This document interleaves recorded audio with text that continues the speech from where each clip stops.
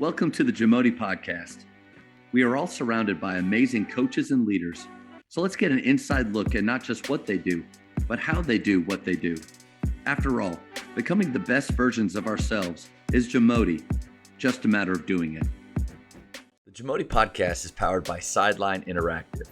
Sideline Interactive is the leading manufacturer for high-quality, innovative scoring tables and LED video display boards that help coaches and schools bring more excitement to fans, create huge fundraising opportunities, and make their jobs easier.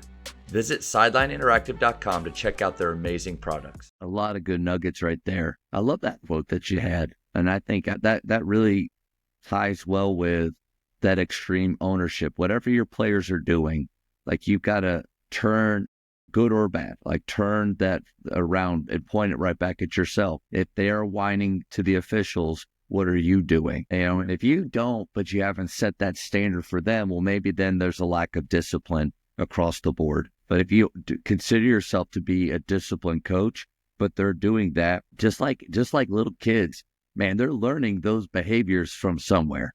You know, they're patterning themselves from somewhere.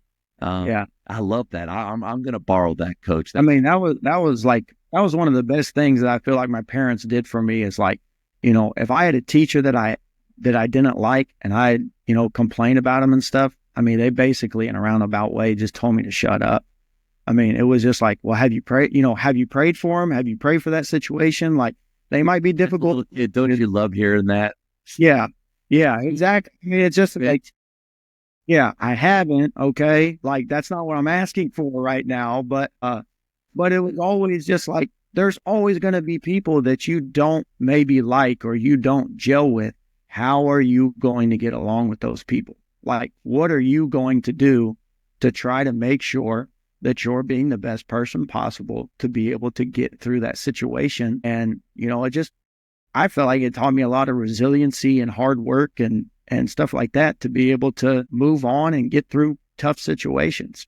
So I think it's a good example too of sometimes a door closing, but then you being, you know, pretty happy that it did. You know, something else came along. And you and I are both believers. And so we don't really believe in coincidence and that there is a plan and God can work. Well, his plan is going to happen and he can work through any situation and create good out of it. So, but it made me think, and I don't know if I've ever shared this before, but was how faith this job actually happened. I was with Wes Watson at McKinney High School as a varsity assistant, and it was about April of my 5th year there, and I had already decided, I'm newly married to Jana, and I had already decided that like I'm not going to go for any jobs, I'm not going to look anymore. All of a sudden, McKinney Boyd opens up, and that's a safe job at the time. I was probably the longest, like the oldest varsity assistant in the MISD area. Like it really did seem like if I put my name in there, I got a good shot at it. And Coach Watson came to me and was like, you know, Matt, do you want to do that? And I did pray about it. I just never felt like I needed to do that, or that I should do that. So I told Coach Watson, no, I'm not going to put my name in the hat. My high school coach, Coach Thomas, called and we were talking about it. He said, Matt, are you sure you don't want to do that? Because he was like, 6-8 jobs just don't come around all the time. And he actually told me he thought I was making a huge mistake. And so then after he told me that, I thought, oh crap, like what have I done? And so I did kind of maybe freak out, but I was at peace and let it go. 2 weeks later, a guy named Randy Feemster that coached at Trinity Christian Academy for a long time called me and said, Matt, have you ever heard about Grapevine Faith? I said, no. Is that a private school? He's like, yeah. And I was like, I don't do private schools. And because I mean, we would play Prestonwood and all those, and I was a public school guy. And he said, no, just check out on the website, you know, see what it's about, and then let me know what you think. Looked at grapevinefaith.com, what the pillars were, what the school's about. And it felt like a punch in my stomach in a good way of like, that's it. Like, that's where I want you to be. And I called him back. I was like, yeah, I'd like to interview for that. And just to make a quick story, though, like I went to my first head coaching interview. And on the way there, I was listening to a podcast at Gateway Church. And in the podcast, it wasn't the normal pastor it was somebody else. And he kind of stopped his sermon. He said, we need to stop giving edited testimonies. They do nothing for nobody. And I just kind of, and then he kept going through his message. While I'm sitting outside of faith as a 30-year-old, never been in a head coach's interview before. And I had no clue what to say, because those that do know me a little bit or know the leftover story, like, I kind of screwed up a ton in my 20s.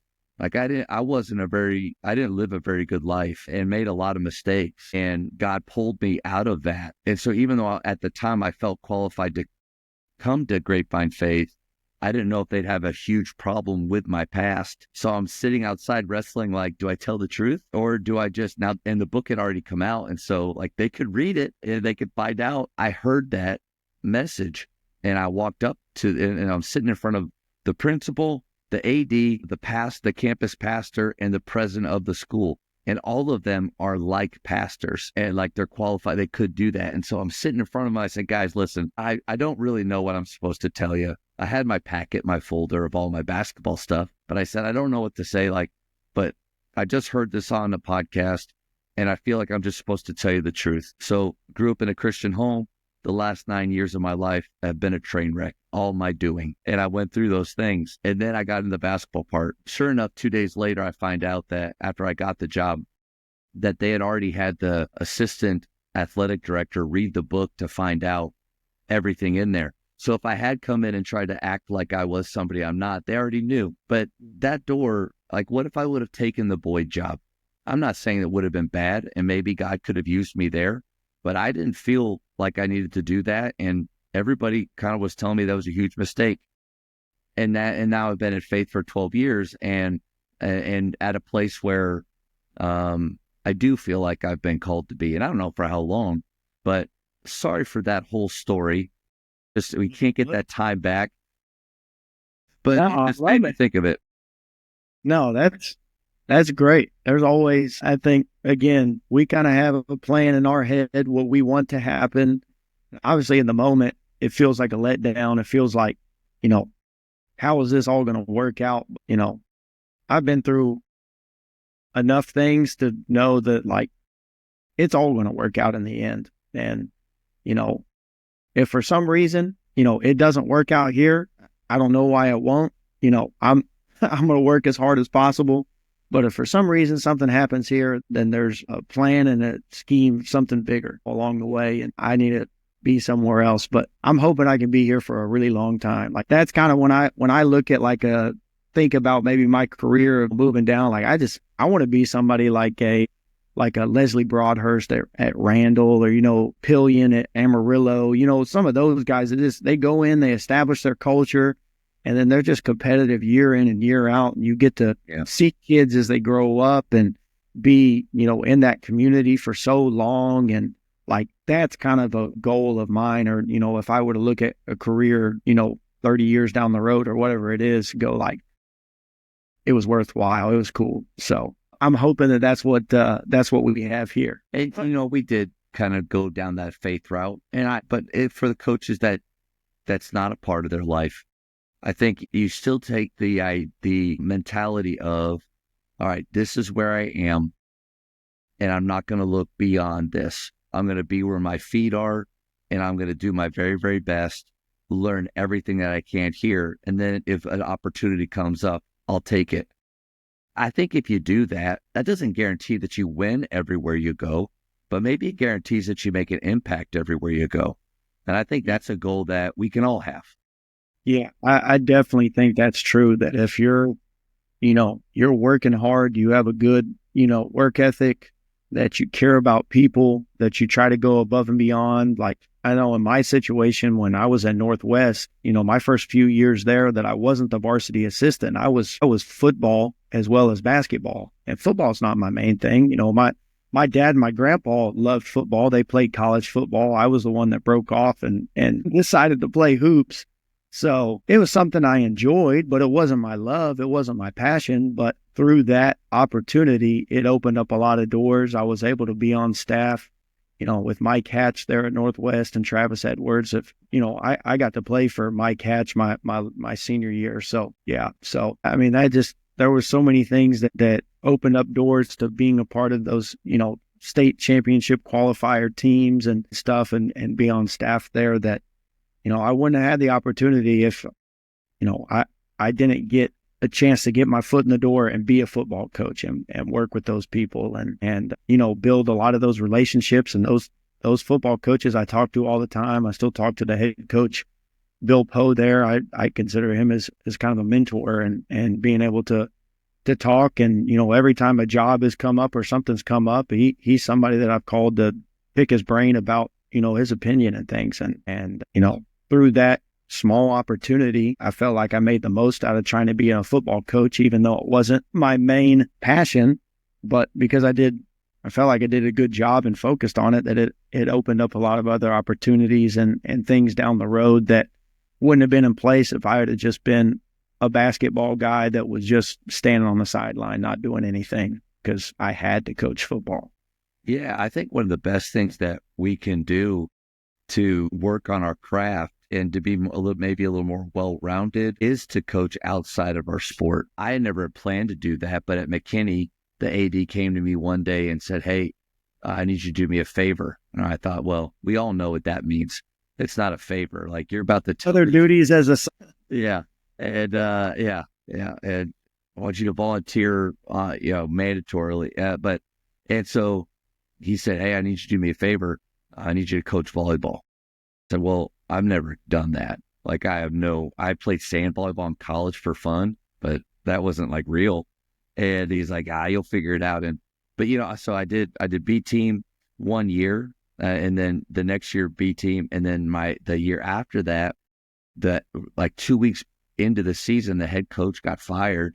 They bumped everybody up, including me, to A team, but didn't put anybody in B. So I had A and B. I needed to go through that because, one, I didn't want to do it. And I was pretty frustrated that I had to do it. But like, we ask our players to do things that they don't want to do sometimes. But then all of a sudden, here I am as a coach, an adult, being asked to do something I don't want to do. My attitude stinks. But also, it was great for me to figure out, like, okay, the way I communicate, does it work with freshman girls? Like, can I get a group of freshman girls having fun in practice, working their tail off, embracing mistakes, improving? Can I learn something new? Like, I feel like I'm pretty comfortable with basketball. Like, and to your point, that I think that experience made me a better teacher, and not just in basketball, but in the classroom, in the same way that football experience, molded you and helped you in a lot of ways. I think we have to be careful if we have these other duties, and I'm really talking to myself now too. If we have these other duties, you're asked to do these other things, man, like, be all in and don't be resentful and have your eyes open to learn. I wish I would have done that sooner with volleyball. Probably would have had more fun, but it ended up being a great time, man. The Killer Bees, they were great. The Killer Bees? That's what we called ourselves. And I don't know. I just started calling our B team that, the Killer Bees, because we were actually pretty good and it beat some people. Then one day, and the announcements came over and said, and the Killer Bees win again. And I was like, wow, like, we've arrived. They're saying it on the loudspeaker. Yeah. Awesome. Yeah, it's funny how some of those situations that you feel like are not, what you want to be a part of or be in, like, it's kind of the dose of medicine that you need. Thank you for checking out today's episode. Please take a moment to subscribe to this podcast, share it with your fellow coaches, and find us on social media for what's coming up next on the JAMODI podcast. It's just a matter of doing it.